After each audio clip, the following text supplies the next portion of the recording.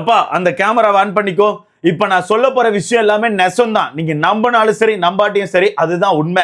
இந்த வாரத்துக்கான vote list அப்படிங்கிறது ரொம்பவே டிஃபரெண்டா இருக்கு. ஏன்னா இந்த வாரம் பிக் பாஸ் டீம் ஏகப்பட்ட விஷயங்களை பண்ணிருக்காங்க. பல பேரை புதைச்சிருக்காங்க, பல பேரை வாண்டடா வெளியே தூக்கி நுப்பாட்டி இருக்காங்க.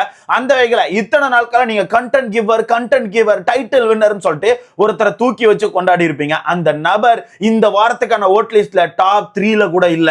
நான் முன்னாடியே சொன்னேன், பிக் பாஸ் டீமை பொறுத்தவரைக்கும் அவங்களுக்கு கண்டென்ட் தேவைன்னா மாட்டுக்கிட்ட பால கறக்கிற மாதிரி கரகரன்னு கண்டென்ட் கறப்பாங்க. ஆனா கடைசியில் அந்த மாடை கட்டி வச்சு பூஜை போடுவாங்கன்னு கேட்டீங்கன்னா வாய்ப்புகளே கிடையாது. ஒன்னு கசாப்பு கடைக்கு வித்துருவாங்க, இல்லன்னா அந்த பக்கமா அவுத்து விட்டுருவாங்க. அந்த வகையில சீசன் 7ல நடந்த மாதிரியே இந்த சீசன்ல ஒரு சம்பவம் நடக்கும் போது இப்ப சொல்றேன், குறிச்சு வச்சுக்கோங்க. விஜய் பாருக்கு டைட்டில் தர மாட்டாங்க. என்ன ப்ரோ சொல்ற? எங்க அக்காவுக்கு டைட்டில் இல்லையான்னு கேட்டீங்கன்னா வாய்ப்புகளே கிடையாது ப்ரோ, வாய்ப்புகளே கிடையாது. இந்த வாரத்துக்கான ஓட் லிஸ்ட் அப்படிங்கறது இந்த அளவுக்கு மாறி இருக்குன்னா இதுக்கப்புறம் ஓட் லிஸ்ட் மாறதுக்கான வாய்ப்பே கிடையாது. வேணா பல லட்சங்களை செலவு பண்ணி ஃபேக்கா வேணா ஓட்டுகளை வாங்கலாம், மற்றபடி ஜெனரல் ஆடியன்ஸ் வந்து எனக்கு தெரிஞ்ச ஓட்டுகளே வாங்க முடியாது. அந்த அளவுக்கு ஓட் லிஸ்ட் அப்படிங்கிறது மாறி இருக்குது. முக்கியமா இங்க பிக் பாஸ் டீம் தான் ஏகப்பட்ட விஷயத்த பண்ணிருக்காப்ல. பிக் பாஸ் டீமை பொறுத்தவரைக்கும் ஒரு விஷயத்த முடிவு பண்ணிட்டாங்க ப்ரோ. அவங்களுக்கு தேவையான ஆளை வந்து மேல கொண்டு வரதுக்காக பல பேரை இப்ப புதைச்சிட்டாங்க. நீங்களே இப்ப யோசித்து பாருங்களேன், இது வரைக்கும் இந்த பிக் பாஸ் சீசன் 9ல நம்ம பார்வை இல்லாம ப்ரோமோ வந்ததே இல்ல. ஒரு நாள் கண்டிப்பா 2 ப்ரோமோவாச்சும் பாரு வந்துருவாங்க. ஆனா இப்ப யோசிச்சு பாருங்களேன், விஜய் டிவிக்கான ப்ரோமோல எதுலயுமே பாரு வரல. அதுக்கான காரணம் என்ன? பார்வை மறைச்சிக்கிட்டே இருக்காங்க. பாரு மாதிரி ஒரு டாக்ஸிக்கான ஆளை மேல கொண்டு வரக்கூடாதுன்னு சொல்லி அப்படியே மறைச்சு சாண்ட்ராக்கான எமோஷனல் சிம்பத்தி டிராமாவை மேல கொண்டு வந்துட்டு இருக்காங்க. சோ இப்படி கொண்டு வர என்ன ஆகுதுன்னா பார்வை எல்லாரும் மறந்துட்டாங்க. ஏன்னா அதிகப்படியா ப்ரோமோல போட்டாதான் கொஞ்சமாச்சும் பாரு வந்து மக்கள் மைண்ட்ல இருப்பாங்க. இப்ப பாரு ஃபுல்லாவே மறைச்சிட்டு ஃபுல்லா சாண்ட்ராவை கொண்டு வந்துட்டாங்க. சரி ஓகே ப்ரோ, இப்ப சாண்ட்ராவை கொண்டு வரதுனால என்ன ப்ரோ நடக்கும்னு கேட்டீங்கன்னா, சாண்ட்ராவை கொண்டு வரதுனால பார்வை தாண்டி அதுக்கப்புறம் இருக்க ஆட்களுக்கு எல்லாம் ஸ்கிரீன் ஸ்பேஸ் கொடுக்கும்போது அவங்களுக்கு ஓட்டு வர ஆரம்பிக்கும். அந்த வகையில இந்த வாரம் அரோராக்கு தாறுமாறான ஓட்டுகள் வந்திருக்கு. என்ன ப்ரோ சொல்ற? அரோராக்கு தாறுமாறான ஓட்டுகள் கேட்டீங்கன்னா எஸ், அரோராவுக்கு தாறுமாறான ஓட்டுகள் வந்துட்டு இருக்கு, காமு மாமாக்கு தாறுமாறான ஓட்டுகள் வந்துட்டு இருக்கு, திவ்யாவுக்கு தாறுமாறான ஓட்டுகள் வந்துட்டு இருக்கு. இந்த 3 பேர் தான் இப்ப டாப் 3ல இருக்காங்க. இப்ப இந்த வாரத்தை பொறுத்தவரைக்கும் விஜய் பாரு டாப் 3ல கூட இல்ல. அந்த அளவுக்கு அவங்களுக்கான ஓட்டுகள் டவுன் ஆயிருக்கு. சிம்பிளா எக்ஸ்பிளைன் பண்றேன் ஏன் ஓட்டு டவுன் ஆயிருக்கு, என்ன மாதிரி பிளான் பண்ணிருக்காங்க, எல்லா விஷயத்தையும் மொத்தமா பார்த்தறலாம். சோ வீடியோக்குள்ள போறதுக்கு முன்னாடி மறக்காம இந்த வீடியோ லைக் பண்ணி சேனலை சப்ஸ்கிரைப் பண்ணிக்கோங்க. நீங்க போடுற ஒவ்வொரு லைக்கும் தான் நமக்கான வீடியோ 10 பேர் சஜஸ்ட் பண்ணும். சோ முடிஞ்ச அளவுக்கு லைக் போட்டு சேனலை சப்ஸ்கிரைப் பண்ணிக்கோங்க. ஃபர்ஸ்ட் இந்த ஓட் லிஸ்ட பொறுத்தவரைக்கும் அன்அபிஷியல்ல பாத்தீங்கன்னா திவ்யா அவர்கள் முதலிடத்தை பிடிச்சிருக்காங்க. ஒரு 1,31,000 ஓட்டுகள் எடுத்து வச்சிருக்காங்க. அபிஷியலுமே சேம் திவ்யா அவர்கள் தான் முதலிடத்தை பிடிச்சிருக்காங்க. இந்த வாரம் திவ்யாவுக்கு கடுமையான ஓட்டுகள் போல. ஏன்னு உங்களுக்கே தெரியும், வீட்டுக்குள்ள சாண்ட்ரா அப்படிங்கிற ஒரு நபர் வந்து பயங்கரமா ப்ரோமோட் பண்ணிட்டு இருக்காங்க. சாண்ட்ராவை ப்ரோமோட் பண்ண சாண்ட்ரா யாரை அட்டாக் பண்றாங்களோ அந்த நபருக்கு ஓட்டுகள் ஏறிட்டே இருக்கு. அதே மாதிரி சாண்ட்ராவுக்கும் ஏறிக்கிட்டே இருக்கு. சாண்ட்ராவை அவங்க மேல கொண்டு வர ட்ரை பண்றாங்க ப்ரோ.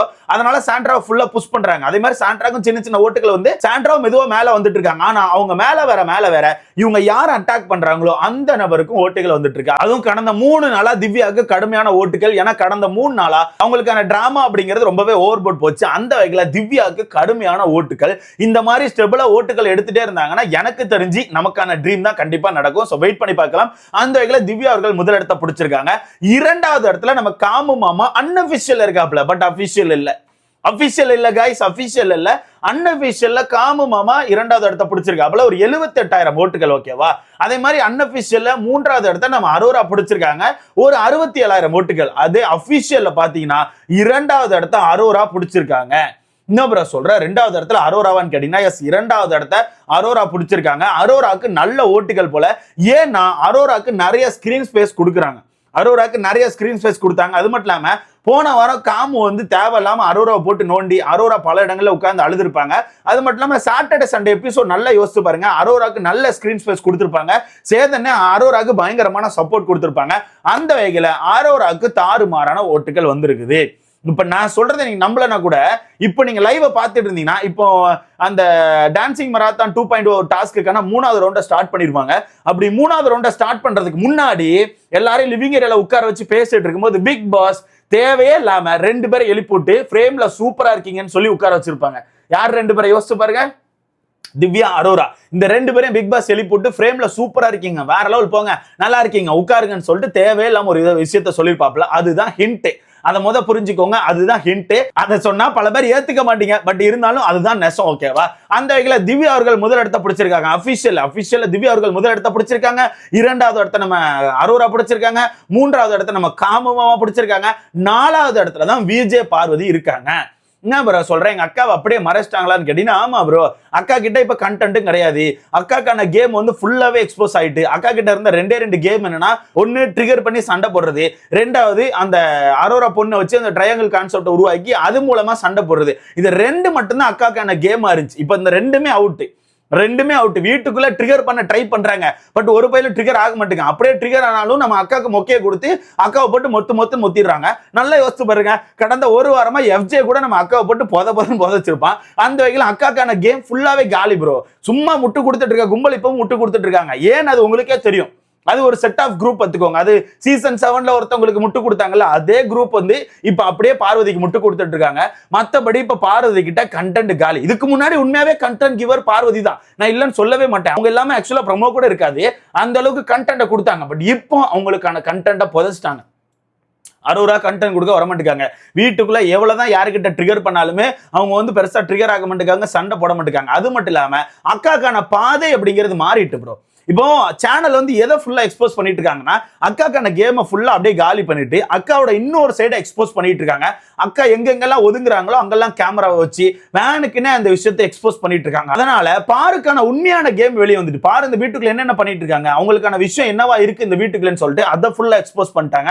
அதனால மக்கள் வந்து பெருசா இப்ப சப்போர்ட்டே கொடுக்கல, ஃபுல்லா அடிக்கத்தான் செய்யறாங்க. இந்த மாதிரி ஒரு நேஷனல் டெலிவிஷன்ல வந்து இந்த மாதிரி அசிங்கம் பண்ணிட்டு இருக்கேமான்னு சொல்லிட்டு போட்டு பாரு அட்டி நொறுக்கிட்டு இருக்காங்க. சோ இந்த வகையில இந்த வாரத்துக்கான அபிஷியல் ஓட்டிங்ல டாப் 5ல யாரெல்லாம் இருக்கா அப்படிங்கறத சொல்லிடுறேன். திவ்யா முதல் இடத்துல, இரண்டாவது இடத்துல அரோரா, மூன்றாவது இடத்துல காமு மாமா, நாலாவது இடத்துல பார்வதி, அஞ்சாவது இடத்துல சபரி இருக்காங்க. இப்ப சாண்ட்ராக்கான ஓட்டுகளுமே எகிரி வந்துட்டு இருக்கு. அன்அபிஷியல்ல கூட நீங்க செக் பண்ணலாம். ஆறாவது இடத்துல உட்கார்ந்துருக்காங்க 50,000 ஓட்டுகள். அதே அஞ்சாவது இடத்துல உட்கார்ந்துருக்க சபரிக்கு 57,000 ஓட்டுகள். நல்லா யோசிச்சு பாருங்க, போன வாரம் சபரி அவர்கள் ஓட் லிஸ்ட்ல இரண்டாவது இடத்துல மூணாவது இடத்துல பிடிச்சிருந்தாப்ல. அந்த மனுஷருக்கு அந்த வாரம் முடியும் போது 90,000 ஓட்டுகளோ சம்திங் வந்திருந்து. ஆனா இப்போ வெறும் 57,000 ஓட்டுகளை தான் நிக்கு. வெறும் 57,000 ஓட்டுகள். அப்ப யோசிச்சு பாருங்க, ஓட்டுகள் எந்த மாதிரி பிரியுது, என்ன மாதிரி கொண்டு போயிட்டு இருக்காங்க அப்படிங்கறத நீங்களே யோசிச்சுக்கோங்க. சோ அந்த மாதிரி சம்பவங்களை தான் பண்ணிட்டு இருக்காங்க. சேனல் வந்து இந்த விஷயத்த பண்றாங்க ப்ரோ. சேனல் இத்தனை நாள் கண்டென்ட் எடுத்தாலும் மொத்தமா புதைச்சிட்டு அப்படியே சைட்ல தூக்கி போட்டு, இதுக்கப்புறம் கண்டென்ட் தேவையில்ல, இதுக்கப்புறம் டாக்ஸிக் தேவையில்ல, நீ வேணா உனக்கான அந்த கண்ட்ரோலை மீறி ஒண்ணு பண்ணுவி, அதை வேணா பண்ணிக்கோ, மத்தபடி உனக்கான கண்டென்ட் வேணாம், எங்களுக்கு தேவையான ஆட்கள் நாங்க ப்ரோமோட் பண்றோம்னு சொல்லிட்டு அவங்களுக்கு தேவையான ஆட்களை ப்ரோமோட் பண்ணிட்டு இருக்காங்க. இப்ப ஏன் சாண்ட்ராவை ப்ரோமோட் பண்றாங்கன்னா, சாண்ட்ராவை பணப்பேட்டிக்கு கொண்டு போயிட்டு இருக்காங்க. சாண்ட்ராவை மணி பாக்ஸ் வீக்குக்கு கொண்டு போயிட்டு இருக்காங்க. மணி பாக்ஸ் வீக்ல கண்டிப்பா அவங்க பணப்பெட்டியை எடுப்பாங்க. கண்டிப்பா பணப்பெட்டி எடுப்பாங்க. அது 4 லட்சமோ 5 லட்சமோ எவ்வளவு வச்சாலும் எடுத்துட்டு கிளம்பிடுவாங்க. வேணா பாருங்க, கண்டிப்பா அந்த சம்பவம் நடக்கும். அந்த வகையில இந்த 5 பேர் தான் டாப்ல இருக்காங்க. 5 பேர்ல 6 பேர் வச்சுக்கலாம். சாண்ட்ரா அவர்களுமே 6வது இடத்துல இருக்கதா கேள்விப்பட்டேன். மத்தபடி எல்லாருமே ஓட் லிஸ்ட்ல கீழே தான். சோ இந்த வாரத்துக்கான எவிக்ஷன் கண்டிப்பா எனக்கு தெரிஞ்சு ஆதிரை அவர்கள் தான். ஆதிரை தாண்டி வேற யாரையுமே வெளியெடுக்க வாய்ப்பு இல்லை. மேபி ஒரு அன்ஃபேர் எவிக்ஷன் வச்சாங்கன்னா, நான் முன்னாடி இருந்தே சொல்லிட்டு இருக்க மாதிரி தான் சாண்ட்ரா அவர்களை தூக்க வாய்ப்பு இருக்கு. நான் சொல்றேன், வாரம் சாண்ட்ராவை சொல்றேன்னு கேட்டீங்கன்னா, எனக்கு என்னமோ தோணிட்டே இருக்கு ஒரு அன்ஃபேர் எவிக்ஷன் சொல்லி சாண்ட்ரா தூக்குவாங்கன்னு சொல்லிட்டு தோணிட்டே இருக்கு. ஏன்னா பிரச்சனை வேற வெளியே உட்காந்து பயங்கரமா வாய் பேசிட்டு இருக்காரு, நான் உள்ள போயிட்டு அதை பண்ண போறேன் இதை பண்ண போறேன்னு சொல்லிட்டு. அப்படி இருக்கும்போது மேபி சேனல் வந்து இந்த மாதிரி ஏதாச்சும் பண்ணாலும் பண்ணுவாங்க. பண்ணக்கூடிய ஆட்கள் தான் ப்ரோ, இவங்களை பத்தி உங்களுக்கு தெரியாது, பண்ணக்கூடிய ஆட்கள் தான். ஸோ வெயிட் பண்ணி பார்க்கலாம் என்ன நடக்குன்னு சொல்லிட்டு. ஒரு சிங்கிள் எவிக்ஷன் தான் இருக்கும்னு எனக்கு தோணுது. சிங்கிள் எவிக்ஷன் இருந்துச்சுன்னா ஆதிரை, டபுள் எவிக்ஷன் இருந்துச்சுன்னா ஒரு எவிக்ஷன் கண்டிப்பா அன்ஃபேரா நடக்கும். அந்த அன்ஃபேர் எவிக்ஷன்ல எனக்கு தெரிஞ்சு சாண்ட்ரா அவர்கள் வெளியே போக வாய்ப்பு இருக்கு. ஸோ வெயிட் பண்ணி பார்க்கலாம். ஸோ நீங்க சொல்லுங்க, இந்த வாரம் யாருக்கு ஓட்டுகள் போட்டீங்க, இந்த வாரம் யாரை காப்பாற்றலாம்னு நினைக்கிறீங்க, யார் டைட்டில் வின்னர் ஆகணும்னு சொல்லி நீங்க விரும்புறீங்க, அதை பத்தி உங்களுக்கான கருத்தை மாரகமகமானல போடுங்க. எப்பவும் போலதான் ப்ரோ, சீசன்ல நீங்க எவ்வளவு வேணா கண்டென்ட் கொடுக்கலாம். சீசனோட எண்டுல யாருக்கிட்ட ஓட்டுகள் இருக்கோ அவங்க தான் அந்த சீசனோட டைட்டில தட்டி தூக்குவாங்க. நான் இதை முன்னாடி சொல்லிட்டு இருக்கேன், புரிஞ்சுக்கோங்க, தெரிஞ்சுக்கோங்க. அவள் தான் கைஸ். பார்வதிக்கான யாரா எனக்கு தெரிஞ்சு காலின்னு நினைக்கிறேன். பட் வெயிட் பண்ணி பார்க்கலாம், மேபி கம்பேக் கொடுத்தாலும் கொடுப்பாங்கன்னு நினைக்கிறேன். வெயிட் பண்ணி பார்க்கலாம். ஃபேமிலி வீக் அவங்களுக்கு மைனஸ் ஆகாம இருந்துச்சுன்னா ஓகே, ஃபேமிலி வீக் அவங்களுக்கு மைனஸ் ஆச்சுன்னா காப்பாற்ற வாய்ப்பே கிடையாது. ஏன்னா அதுக்கப்புறம் எதுவுமே பெர்ஃபார்ம் பண்ண இடம் கிடைக்காது ப்ரோ. ஃபேமிலி வீக்கை தாண்டினதுக்கு அப்புறம் டிக்கெட் ஃபினாலே அங்கெல்லாம் நீங்க பெருசா பெர்ஃபார்ம் பண்ண முடியாது. ஏன்னா அங்கே ஃபுல்லாவே டாஸ்க் ஓரளவு நல்லா இருக்கும். அந்த டாஸ்க்கை நீங்க அடிச்சு பிடிச்சி விளையாடினாலும் உங்களுக்கு மைனஸ் தான் ஆகும். ஸோ அதில் நீங்க பெர்ஃபார்ம் பண்ணி உங்களுக்கான ஓட்டுகளை வாங்க முடியாது. அடுத்த வாரம் பணப்பெட்டி, அங்கேயே உங்களுக்கு பெர்ஃபார்ம் பண்ண இடம் கிடைக்காது. ஸோ அவ்வளவுதான், இந்த வாரம் எண்டோட சரி நீங்க வாங்கின ஓட்டுகள் தான் அவங்களை காப்பாற்றும். அந்த அடிப்படையில் எனக்கு தெரிஞ்சு இவ்வளவுதான் நினைக்கிறேன். ஸோ வெயிட் பண்ணி பார்க்கலாம். இப்போ எனக்கான ட்ரீம் தான் வினோத், திவ்யா இப்படிதான் இருக்கும்னு எனக்கு தோணுது. ஸோ வெயிட் பண்ணி பார்க்கலாம். ஸோ இதை பத்தி உங்களுக்கு எனக்கு மறக்காம கமெண்ட்ல போட்டு அடுத்து பார்க்கலாம்.